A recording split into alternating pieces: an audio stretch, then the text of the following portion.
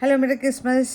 ഞാൻ കഴിഞ്ഞ ദിവസം ഒരു ഫ്രൈഡ് റൈസിൻ്റെ വീഡിയോ ഇട്ടിരുന്നു. അതിൻ്റെ കൂടെ സൈഡ് ഡിഷായിട്ട് ജംബോ പ്രോൺസ് ഫ്രൈ, സ്പെഷ്യൽ ഫ്രൈയുടെ കാര്യം ഞാൻ പറഞ്ഞിരുന്നു. അത് ഞാൻ അടുത്ത വീഡിയോയിൽ ഇടാമെന്ന് പറഞ്ഞിരുന്നു. അതാണ് ഞാനിപ്പോൾ ഇടുന്നത്. അപ്പോൾ നിങ്ങൾ ഫ്രൈഡ് റൈസിൻ്റെ കൂടെ നല്ല കോമ്പിനേഷനാണ് ഈ നല്ല ജംബോ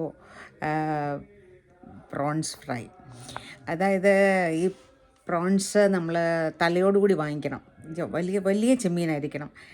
ചെറുതാണേലും കുഴപ്പമില്ല. എന്നിട്ട് അതിൻ്റെ തലയുടെ അറ്റം, കൂർത്തിരിക്കുന്ന ഭാഗം മാത്രം കളയുക. അതിൻ്റെ കാലൊക്കെ ചെറുതായിട്ടൊന്ന് കട്ട് ചെയ്ത് കളഞ്ഞാൽ മതി, മുഴുവനൊന്നും കളയണ്ട. എന്നിട്ട് അതിൻ്റെ ഷെല്ല് കളയുക. അതിന് ശേഷം അതിൻ്റെ തലയും ഉടലും കൂടി ചേരുന്ന ഭാഗത്ത് ആണ് അതിൻ്റെ ബ്രെയിൻ ഇരിക്കുന്നത്.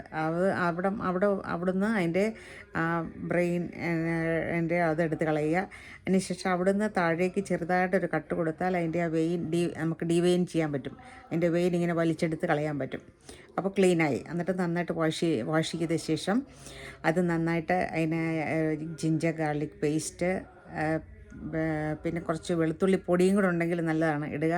മുളക് പൊടി ഇടുക, കുരുമുളക് പൊടി ഇടുക, ഉപ്പിടുക, മഞ്ഞളിടുക. ഇത് നന്നായിട്ട് പുരട്ടി വെച്ച ശേഷം ഒരു അരമണിക്കൂർ കഴിഞ്ഞാൽ മതി. അതിന് ശേഷം വറക്കുന്നതിന് മുമ്പായിട്ട് കുറച്ച് അരിപ്പൊടി ജസ്റ്റ് ഡ്രൈ അരിപ്പൊടി ഇട്ടിട്ട് അതിൻ്റെ പുറത്തേക്കിൻ്റെ തൂളി ഒന്ന് പുരട്ടി വയ്ക്കുക. എണ്ണ ഒഴിച്ച ശേഷം, ഒത്തിരി എണ്ണയൊന്നും വേണ്ട, ഷാലോ ഫ്രൈയാണ് ഞാൻ ചെയ്യാറ്. എണ്ണ ഒഴിച്ച ശേഷം ഈ ചെമ്മീൻ ഓരോന്നായിട്ട് പെറുക്കിയിട്ട് തിരിച്ചും മറിച്ചുമിട്ട് ഫ്രൈ ചെയ്തെടുക്കുക. നല്ല ക്രിസ്പി ആയിരിക്കും. നമ്മൾ കഴിക്കുന്നതിന് തൊട്ട് മുമ്പ് മാത്രമാണ് അത് വറക്കുന്നത്. അപ്പം നല്ല ക്രിസ്പി ആയിട്ടിരിക്കും. അടിപൊളി ടേസ്റ്റാണ് കേട്ടോ. ഞാൻ പറയുന്നതല്ല, നിങ്ങളൊന്ന് ഉണ്ടാക്കി നോക്ക്.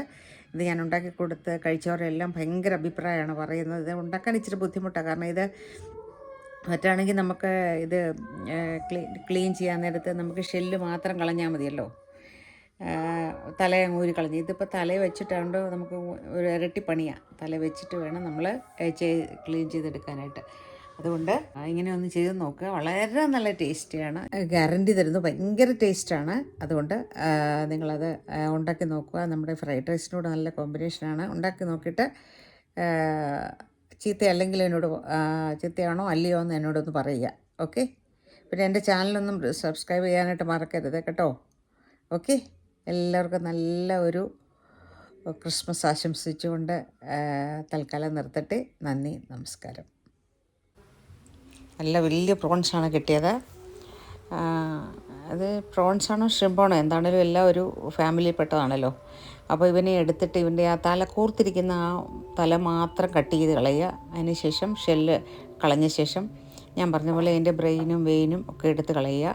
നന്നായിട്ട് വാഷ് ചെയ്ത ശേഷം മുളക് പൊടി, മഞ്ഞൾപ്പൊടി, ജിഞ്ചർ ഗാർലിക് പേസ്റ്റ്, കുരുമുളക് പൊടി, കുറച്ച്